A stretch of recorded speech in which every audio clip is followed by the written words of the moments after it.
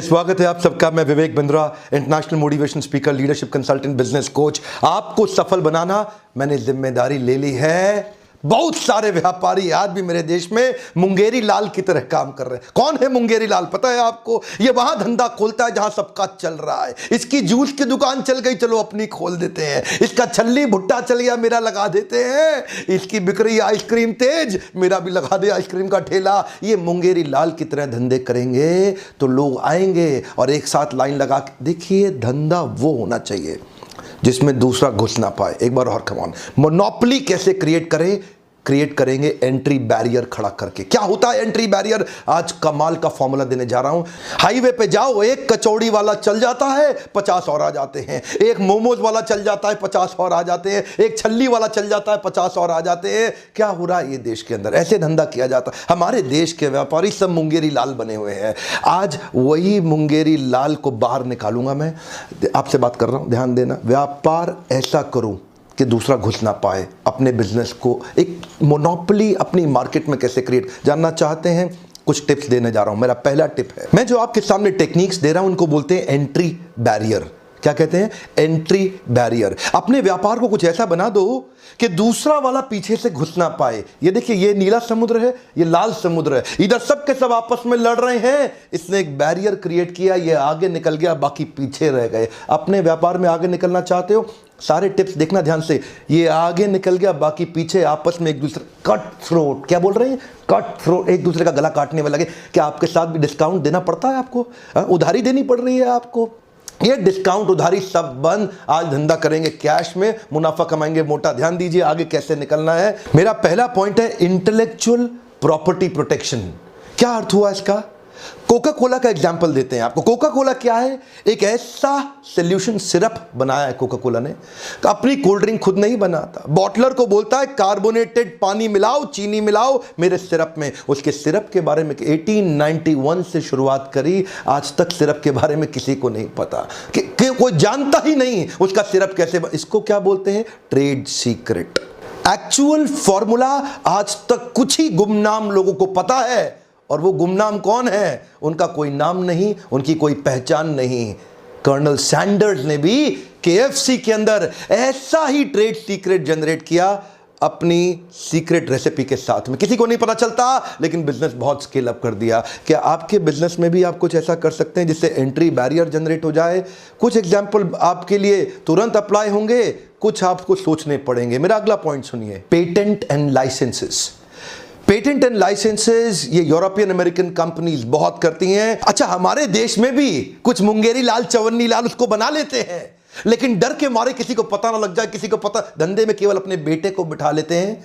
Patent and licences की मदद से धंधा बहुत स्केल अप हो सकता है। फार्मास्यूटिकल इंडस्ट्री में इसका बहुत इस्तेमाल किया जाता है। एक्चुअली ये ओनर को एक राइट देता है, जिस राइट के चलते कोई दूसरा कॉम्पिटिटर उस प्रोडक्ट को ना तो बना सकता है ना बेच सकता है। फार्मास्यूटिकल इंडस्ट्री के अंदर दो प्रकार की मेडिसिन बनती हैं, एक है जेनेरिक और दूसरी है मॉलिक्यूल। जेनेरिक मतलब जनरल, जो सबके पास है। मॉलिक्यूल मतलब आपने अपने आर&डी के अंदर वो स्पेसिफिक आइटम बना ली जिसका आपने पेटेंट ले लिया। अब 10 रुपए की आइटम आप 1000 रुपए की बेच रहे हैं, लेकिन कोई कंपटीशन घुस नहीं सकता। एंट्री बैरियर क्रिएट कर दिया। एंट्री बैरियर भी क्रिएट किए जा सकते हैं अगर आप छोटे आर&डी सेंटर बिल्ड कर ले अपनी कंपनी के अंदर, अपनी ऑर्गेनाइजेशन के अंदर। आपको लगता है मुश्किल? अभी सुनते रहिएगा। आसान कई तरीके हैं, और एक ऐसा तरीका है जो आपको सफल पक्का बना देगा, वो लास्ट में बताऊंगा। अगला वाला एग्जाम्पल तो आप रोज अपने जीवन में देख रहे हैं, डिस्ट्रीब्यूशन नेटवर्क। ये डिस्ट्रीब्यूशन नेटवर्क भी एंट्री बैरियर क्रिएट कर देता। जानना चाहते हैं कैसे? नोकिया का डिस्ट्रीब्यूशन नेटवर्क बड़ा था, लेकिन अंदर से खोखला, कमजोर था। नोकिया अपने डिस्ट्रीब्यूटर रिटेलर को 15-15, 20-20, 25-25 रुपए दिया करता था मार्जिन में। लोग इंतजार कर रहे थे कोई आ जाए नोकिया को पीटने के लिए, रिटेलर, क्योंकि रिटेलर थके हुए थे।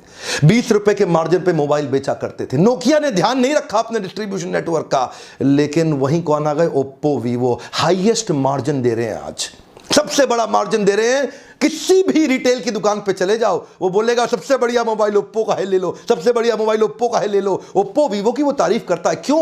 ओप्पो वीवो ने आज डूबते हुए रिटेलर को ऐसे रिटेलर को जिसको फांसी लग जाती, मर जाता बेचारा, क्योंकि उसके पास मार्जिन नहीं था, खर्चे के लिए पैसा नहीं था। आपको पता नहीं मोबाइल जो का धंधा है ना, बहुत कम मार्जिन का है। मोबाइल में बहुत ज्यादा मार्जिन नहीं होता, लेकिन ऐसे मोबाइल रिटेलर को बचाने के लिए ओप्पो और वीवो आए हमारे देश के अंदर। उन्होंने डिस्ट्रीब्यूशन नेटवर्क पावरफुल बिल्ड कर दिया। आज रिटेलर डिस्ट्रीब्यूटर ओप्पो वीवो की तारीफ करते हैं क्योंकि उन्होंने उनका ध्यान रखा है।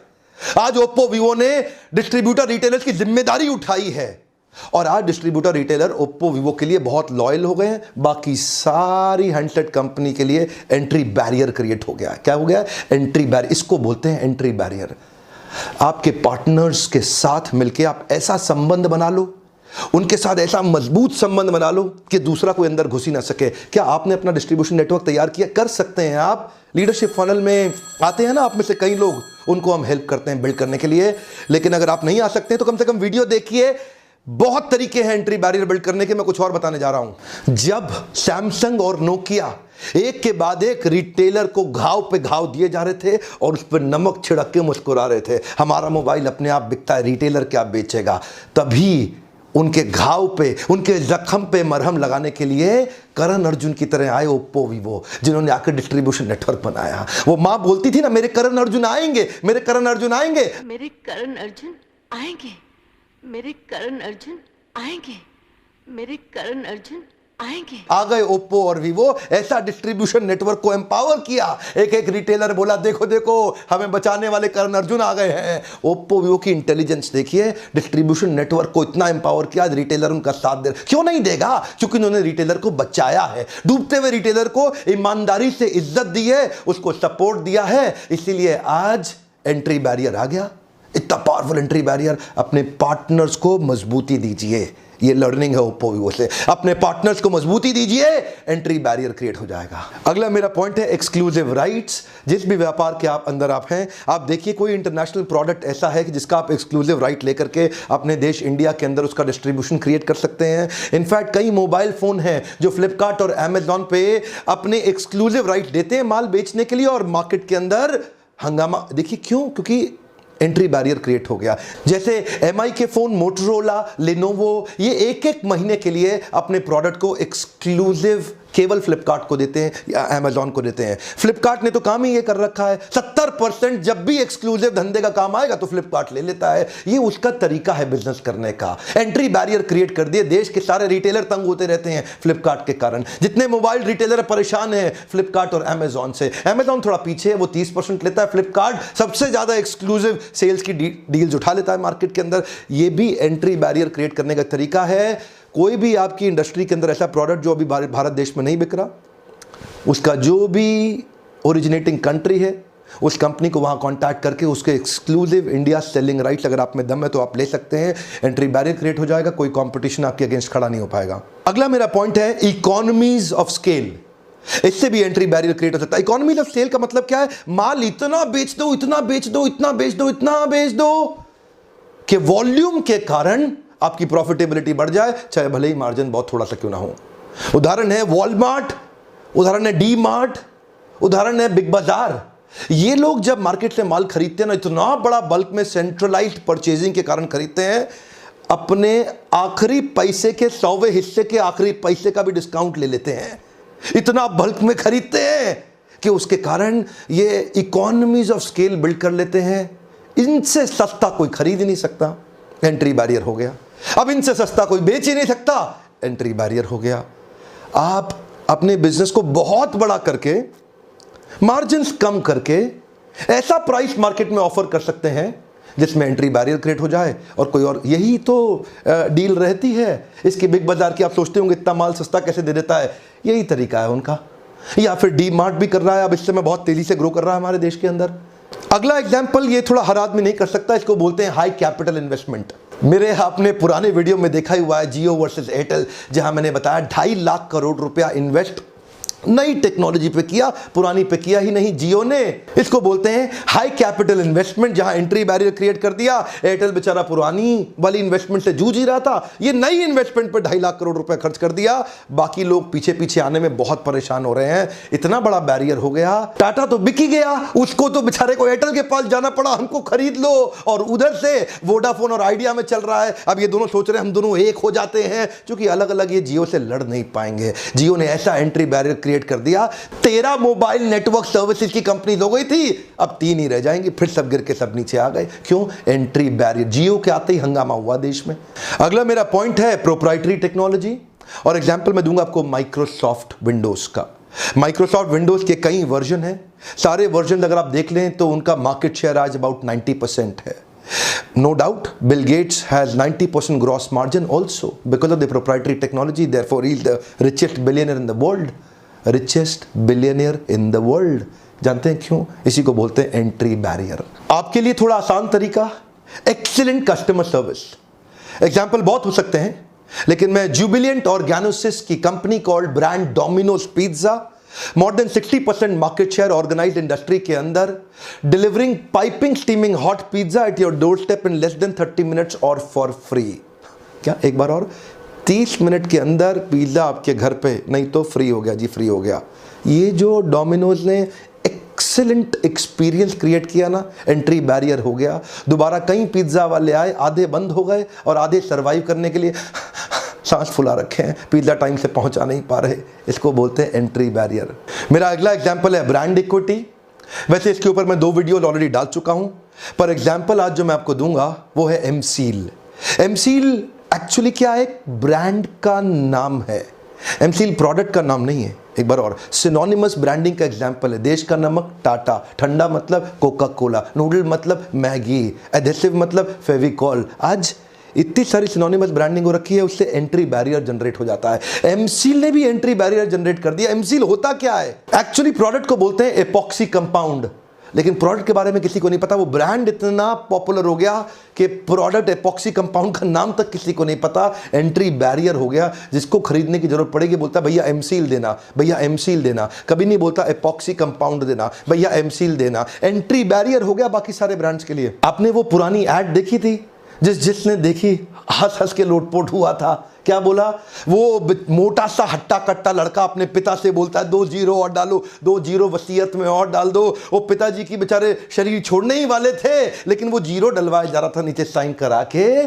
तभी एक बूंद टपकी और पहले का 1 मिट गया। एक टपकती बूंद आपकी जिंदगी खत्म कर सकती है। वहीं एमसील फेमस हो गया, एक एंट्री बैरियर क्रिएट हो गया। अगला मेरा पॉइंट है लॉयल्टी बियॉन्ड लॉजिक। और आपको पता है ना, मैं हर पॉइंट के पीछे केस स्टडी देता हूं। मेरे क्लाइंट्स हैं, अच्छा हमदर्द भी मेरा क्लाइंट है। हमने क्या देखा, हमदर्द के कुछ प्रोडक्ट थे जो हैदराबाद के अंदर इस्लाम प्रैक्टिस करने वाली कम्युनिटी के बीच में बड़े पॉपुलर थे। यूनानी प्रोडक्ट और प्रोडक्ट भी बड़े शानदार थे। बीच में हुआ ऐसा कि हमदर्द की कंपनी के अंदर स्ट्राइक हो गई, शायद लेबर यूनियन से हुआ होगा, और वो प्रोडक्ट बनना नहीं।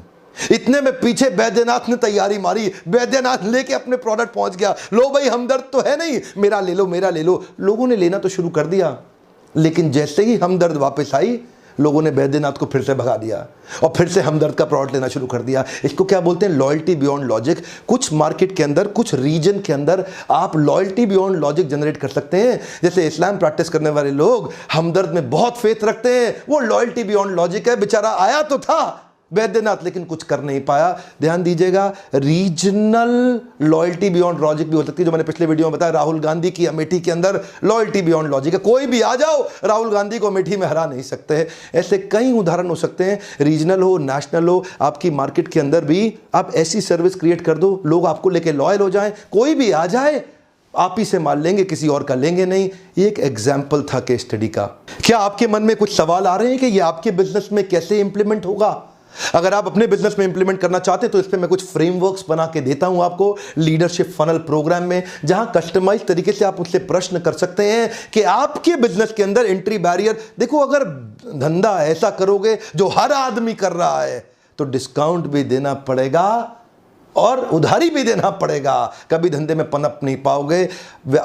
असली व्यापारी वो है जो कंपटीशन को तहस नहस तक कर देता है। मैंने बिल गेट्स और मुकेश अंबानी को देखा, इनकी आदत है, पारिवारिक आदत है, पूरे कंपटीशन को तहस नहस कर देने की। आप अपने बिजनेस के अंदर ब्लू ओशन, इनोवेशन या डिफरेंशिएशन क्रिएट करना चाहते हैं और आप चाहते हैं एंट्री बैरियर लग जाए ताकि आपके बिजनेस में हर कोई ना घुस जाए और आप अपने बिजनेस को नए लेवल तक लेके जा सकें। लीडरशिप फनल के बारे में हमारे टीम को फोन करके पूछिए इस नंबर पे कि इसकी अगली तारीख कब की है और कहां की है। सीट्स लिमिटेड हैं। जनवरी ऑनवर्ड्स बैच एक्सपेंसिव होने जा रहे हैं क्योंकि कुछ नई चीजें हमने ऐड करी हैं।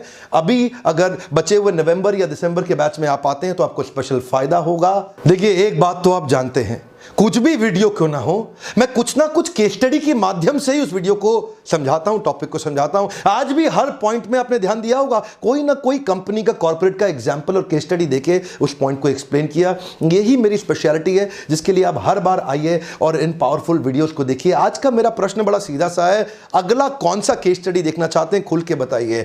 कुछ मैं तुरंत बना देता हूं, कुछ को बनाने में समय ले रहा हूं। मैं जानना चाहता हूं मेरे व्यूअर्स के बीच में सबसे पॉपुलर केस स्टडी कौन से बनाने की डिजायर है, जो आप मुझे कम्युनिकेट करते हैं। सबसे ज्यादा वोट आप कौन सी पॉपुलर केस स्टडी को देना चाहेंगे, मैं नीचे जाके पढ़ूंगा। जो केस स्टडीज आपकी इच्छा हो, एक दूसरे के कमेंट पे भी आप कमेंट कर सकते हैं। और प्रयास मैं करूंगा तुरंत सबसे ज्यादा डिमांडेड केस स्टडीज पे अपना अगला वीडियो बनाने के लिए। मेरा पर्पस है मैं ऑथेंटिक एंटरप्रेन्योरशिप और कॉर्पोरेट लीडरशिप इस देश में बिल्ड करूं। अगर इस प्रकार की वीडियोस आपको पसंद है, तुरंत थम्स अप, लाइक दीजिए, मेरा भी उत्साह बढ़ता है। शेयर हर उस व्यापारी को करिए व्हाट्सएप ग्रुप में जिसको इस प्रकार के वीडियो से मदद। एक मैं रिक्वेस्ट कर रहा हूं, कुछ आपका नहीं लगना, यही शेयर का बटन है, व्हाट्सएप पे दबा दो और अलग अलग ग्रुप्स में डालो ताकि लोग इनको देख के उनका फायदा हो सके। हमारे देश के व्यापारियों का मेरा पार्टनर बनने के लिए, वीडियोस देखने के लिए आपका फिर से धन्यवाद।